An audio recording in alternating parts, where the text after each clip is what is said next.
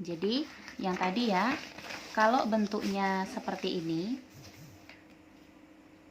tak tentu seperti ini, berarti kita harus menggunakan cara lain ya. Jadi tidak boleh tak tentu, harus ada nilainya seperti itu.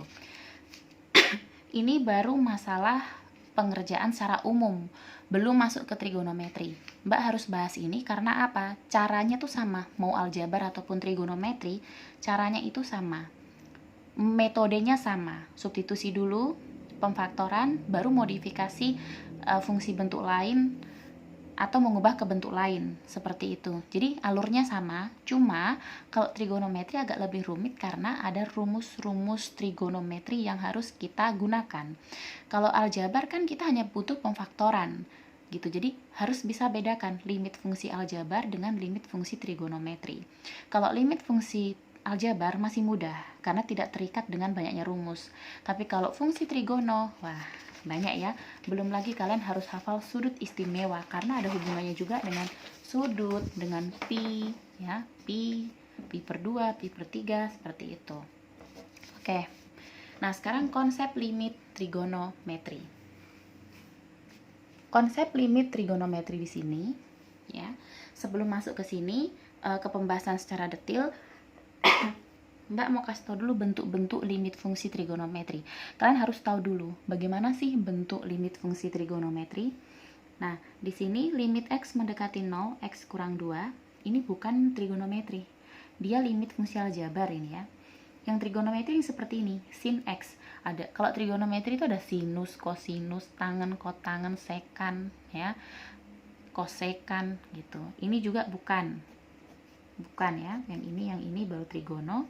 Ini juga trigono, ini bukan. Kenapa bukan? Meskipun ada cos pi, ini tidak termasuk karena yang dilimitkan bukan cos pi-nya, begitu ya. Nah, itu salah satu bentuk, contoh-contoh bentuk limit fungsi trigonometri ya. Nah, sekarang nilai limit fungsi trigonometri. Nah, nilai limit fungsi trigonometri itu pengertiannya hampir sama dengan nilai limit fungsi aljabar, di mana ketika dia didekati dari kiri ataupun kanan, suatu limitnya hasilnya sama. Masih ingat ya, limit x mendekati c dari suatu fungsi itu hasilnya L jika dan hanya jika ketika dia didekati dari kiri dan didekati dari kanan, itu menghasilkan nilai yang sama, begitu ya. Nah, harus diingat kembali kalau limit fungsi aljabar itu kita bisa selesaikan dengan cara grafik atau tabel.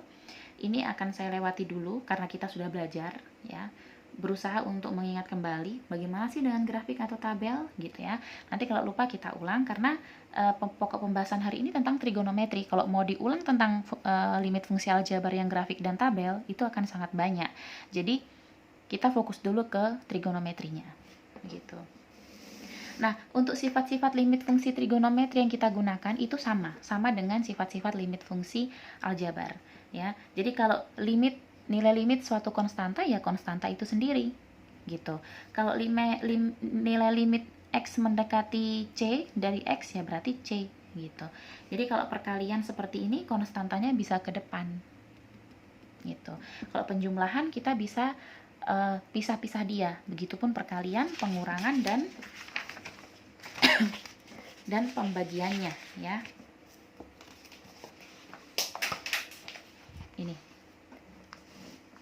Ini pembagiannya. Jadi kita bisa pisah-pisah. Jadi pengurangan, penjumlahan, perkalian dan pembagian itu kita bisa pisah-pisah. Gitu.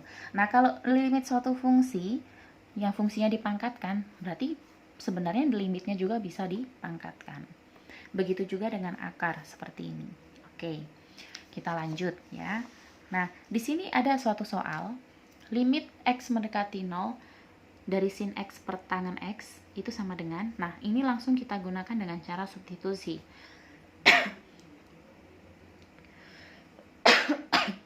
Kita ganti x-nya dengan 0, sin 0 per tangen 0, 0 per 0, tak tentu, berarti jangan ya, berarti kita harus menggunakan cara lain.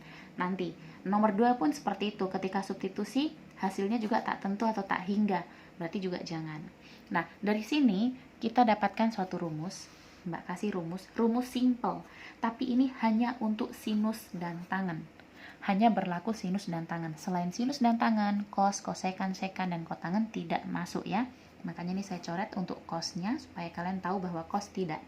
Jadi rumusnya gini, limit x mendekati 0 dari sin x per x itu sama halnya seperti bisa dibalik limit x mendekati 0, x per sin x sama dengan 1.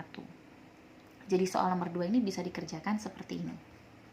Limit x mendekati 0, x per tan x, ini langsung bisa berubah limit x mendekati 0, tan x per x. Nih, seperti ini, yaitu nilainya 1. Kalau ini tan x per x nilainya 1, ingat bentuk seperti ini nilainya 1, bentuk seperti ini nilainya 1. Ini akan sangat perlu, akan sangat penting ketika kita mengerjakan soal nanti.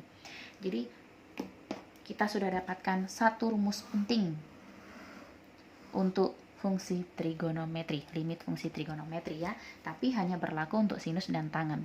Lalu bagaimana kalau ketemu kosekan, sekan, ataupun kosinus? Nanti juga ada caranya lagi. Ini yang paling simple dan sederhana. Selanjutnya, kita lanjut dengan cara pertama untuk penyelesaian limit fungsi trigonometri ya, yaitu dengan metode substitusi. Kapan digunakan metode substitusi? Seperti ini.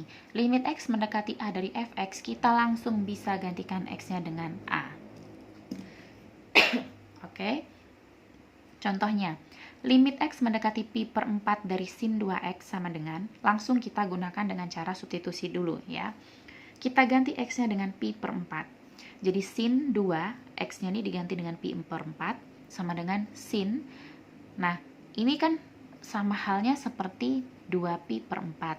Kita bisa coret sama-sama bagi 2 jadi 1/2 pi ya, atau pi per 2 gitu. Jadi bisa 1/2 pi atau pi per 2.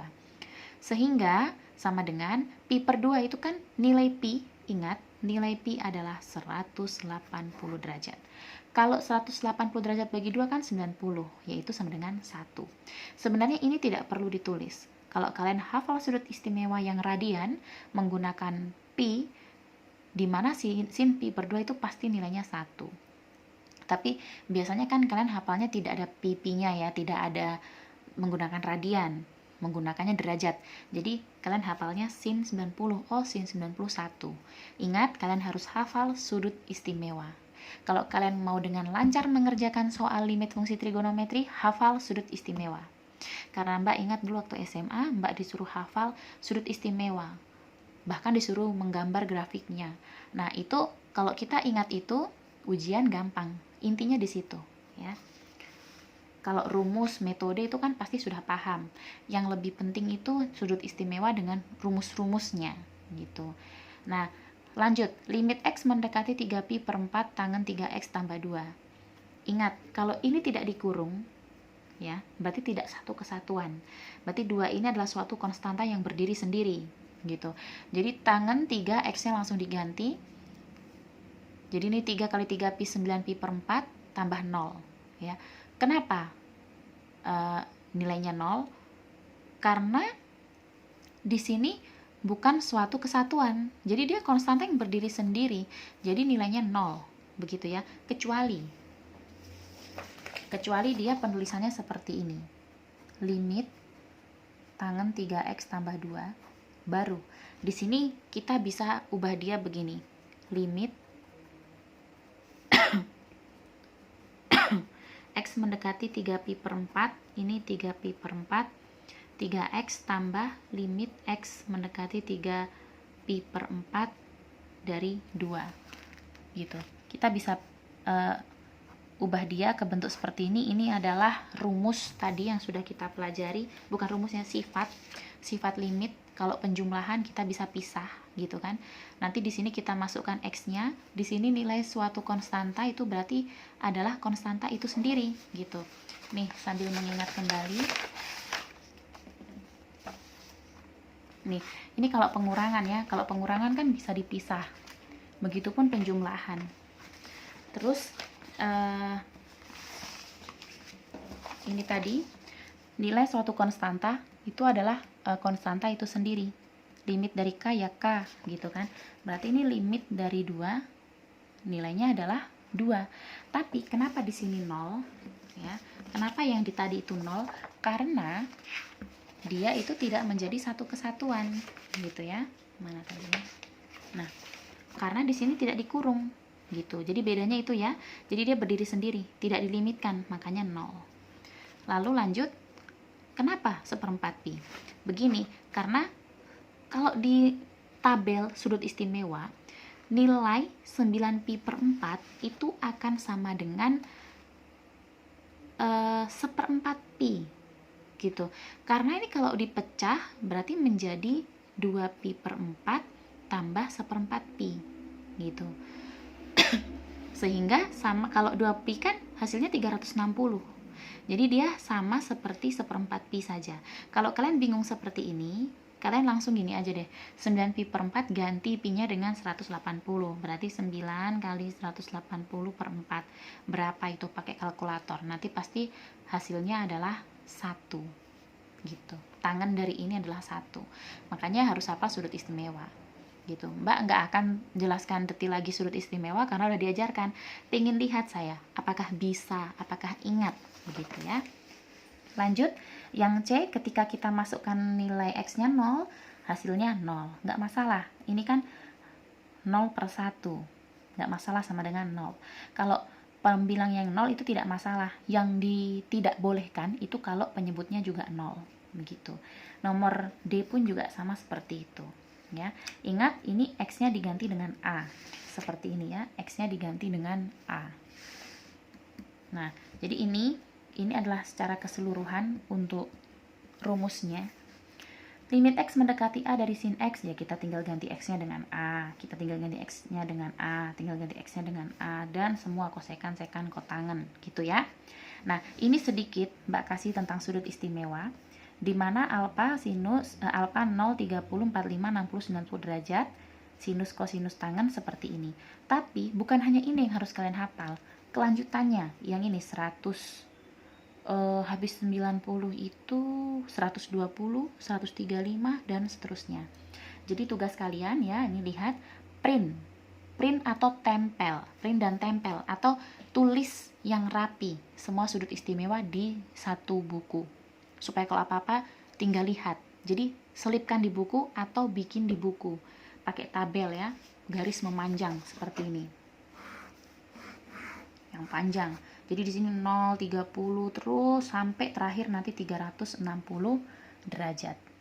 Nilai-nilai sudut istimewanya. Buat seperti itu yang rapi untuk sinus, kosinus tangen, baru buat di buku ya. Nanti difoto, dikirim ke Mbak. Mbak mau lihat. Kenapa dibuat begitu? Supaya kalau kalian kerja soal itu nggak bingung. Gitu ya. Tinggal lihat kan. Oke, kita lanjut. Kalau tadi dengan cara substitusi. Bagaimana kalau kita menggunakan rumus ya, rumus dasar dari limit fungsi trigonometri. Nah, di sini yang poin penting, ini sudah masuk ke rumus. Kan tadi Mbak bilang rumus-rumusnya itu banyak. Nah, ini kita sudah masuk ke beberapa rumusnya. Oke. Di sini limit X mendekati 0 semua ya. Kalau sin AX per BX, kita ingat rumus simple yang di awal tadi. Nih.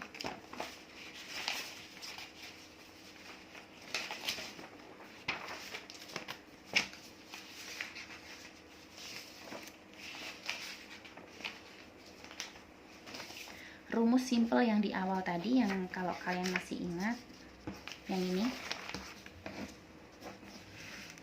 ada kaitannya. Kalau limit X mendekati 0 sin X per X, itu bisa kita balik jadi X per sin X. Kalau model seperti ini sama dengan 1, X per tan X juga sama dengan 1. Nah, di sini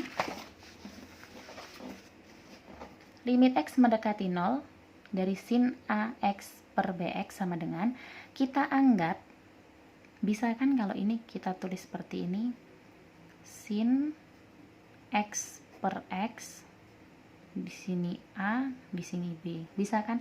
Akhirnya sin X per X itu kan 1, sehingga tinggal A per B. Kayak gitu. Ya, sin X per X itu kan 1, sehingga tinggal A per B.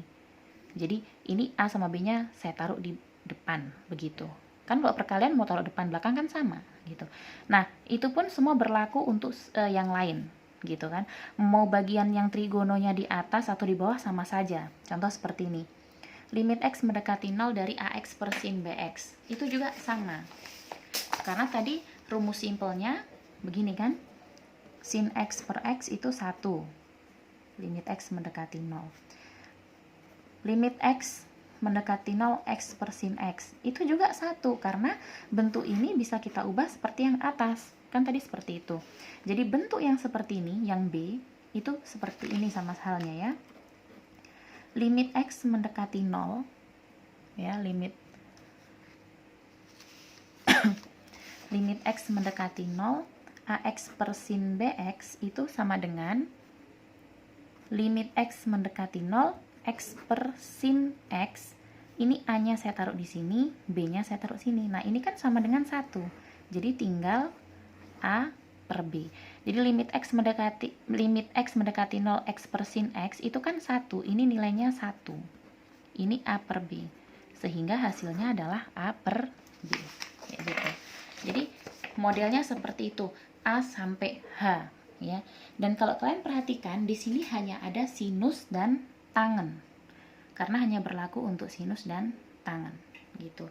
Kalau tadi X-nya kita ganti A, kalau ini adalah X-nya mendekati 0. Hanya untuk sin dan tangen. Contoh-contohnya kalian bisa lihat di sini.